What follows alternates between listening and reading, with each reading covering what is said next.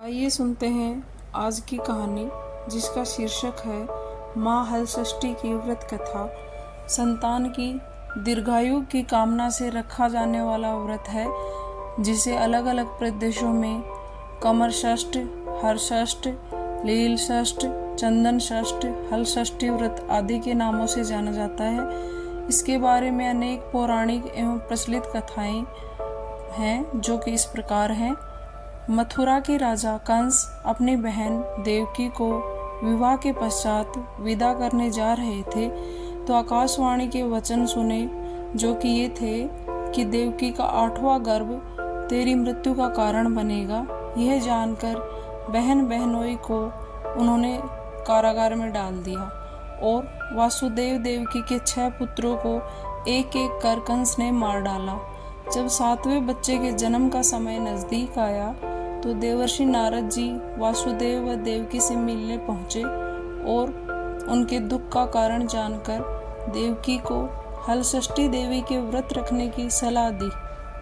देवकी ने जब नारद जी से हलषष्ठी व्रत की महिमा व कथा पूछी, तो नारद जी ने पुरातन कथा कहना प्रारंभ किया, जो कि इस प्रकार है कि चंद्रव्रत नाम का एक राजा था, जिसके एक ही पुत्र था। उस राजा ने राहगीरों के लिए एक तालाब खुदवाया, किंतु इसमें जब जल ना रहा तो वह सूख गया। रास्ते जाने वाले लोग उसे सूखा देखकर राजा को गाली देते थे। ये खबर सुनकर राजा अत्यंत दुखी हुआ। उसने सोचा कि मैंने तो तालाब खुदवाया, इसमें मेरा धन व धर्म दोनों ही व्यर्थ हो गया। उसी रोज रात राजा को स्वप्न में वरुण देव ने दर्शन देकर कहा कि यदि तुम अपने पुत्र का बलिदान तालाब में कर दो, तो वह जल से भर जाएगा। सुबह जब दरबार लगा, तो राजा ने अपने स्वप्न की बात सभी को बताई और कहा कि मेरा धन व धर्म भले ही व्यर्थ हो जाए, पर मैं अपने इकलौते पुत्र की बलि नहीं दे सकता। यह बात लोगों से होती हुई जब राजकुमार तक पहुंची, तो उसने सोचा कि यदि मेरी बलि से तालाब में पानी आता है और लोगों का भला होता है, तो मैं अपनी बलि अवश्य ही दूंगा। यही सोचकर राजकुमार अपनी बलि देने के लिए तालाब में बैठ गया। अब वह तालाब पानी से लबालब भर गया। जल के जीव जंतुओं से तालाब परिपूर्ण हो गया। इकलौते पुत्र के बलिदान हो जाने से राजा दुखी होकर वन में चला गया। वन में राजा ने देखा कि 5 स्त्रियां व्रत कर रही थी, तो राजा ने उनसे पूछा कि आप कौन सा व्रत और क्यों कर रही हो। राजा के ऐसा पूछने पर स्त्रियों ने हलषष्ठी व्रत की संपूर्ण विधि व कथा बतलाई। ये सुनकर राजा वापस अपने नगर को गया और अपनी रानी के साथ उस व्रत को किया। व्रत के प्रभाव से राजपुत्र तालाब से जीवित बाहर निकल आया और राजा परिवार सहित हलषष्ठी माता के जयकारे लगाकर सुखपूर्वक निवास करने लगा। इस प्रकार ये कहानी समाप्त होती है।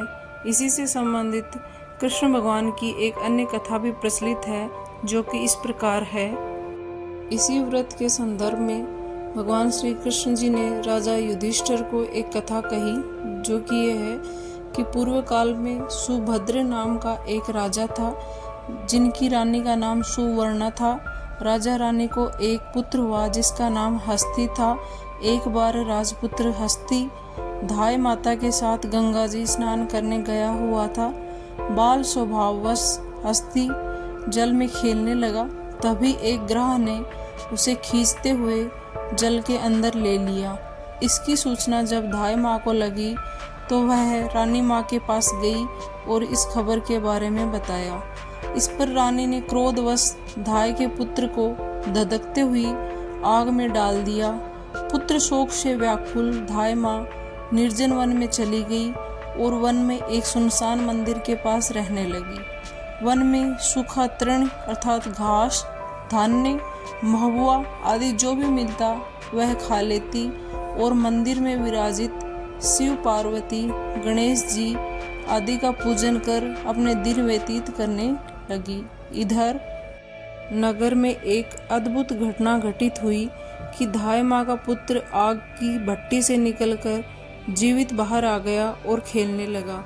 यह खबर पूरे नगर में फैलते हुए जब राजा रानी के पास पहुंची, तो उन्होंने इस घटना के विषय में पुरोहितों से पूछा। तभी सौभाग्य से वहाँ दुर्वासा ऋषि पहुँचे। राजा रानी ने ऋषि का पूजन कर धाय माँ के पुत्र के जीवित हो जाने की कथा बताई। तो दुर्वासा जी ने कहा कि राजन, आपके डर से धाय माता जंगल में चली गई और एकांत होकर व्रत की। ये सब उसी व्रत का प्रभाव है। अब राजा रानी सभी नगर वासियों के साथ दुर्वासा जी को लेके उसी जंगल में धाय माता के पास पहुँचे और उस व्रत के विषय में अधिक जानकारी मांगी।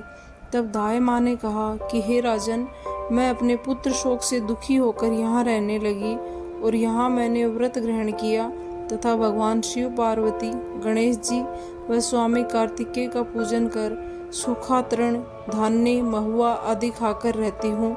तब रात को मेरे स्वप्न में शिव जी ने परिवार के साथ दर्शन दिए और कहा कि तुम्हारा पुत्र जीवित हो जाएगा।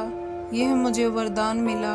अब रानी ने व्रत की विधि विधान से पूजा अर्चना की तो व्रत के प्रभाव से रानी का पुत्र हस्ती ग्रह के चंगुल से छूटकर खेलते हुए नगर में आ गया। अपने पुत्र को पाकर राजा रानी बहुत खुश हुए और धाय माँ भी अपने पुत्र के साथ प्रसन्नता पूर्वक निवास करने लगे। वही बालक हस्ती आगे जाकर परम प्रतापी राजा बना और अपने नाम से हस्तिनापुर को बसाया।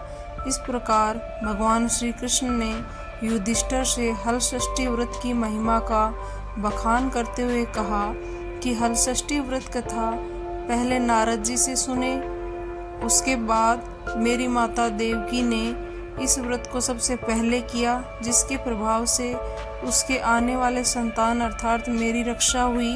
अब भगवान श्री कृष्ण से अर्थात मेरे से सुनकर युधिष्ठिर, तुम अपनी पौत्रवधू उत्तरा को ये कथा सुनाओ ताकि उसका गर्भ पुनः जीवित हो जाए, जो कालांतर में राजा परीक्षित के नाम से प्रसिद्ध होगा। इस प्रकार आज की कहानी समाप्त होती है। आपको अगर कहानी अच्छी लगी तो चैनल को लाइक, शेयर और सब्सक्राइब कर लीजिए। धन्यवाद।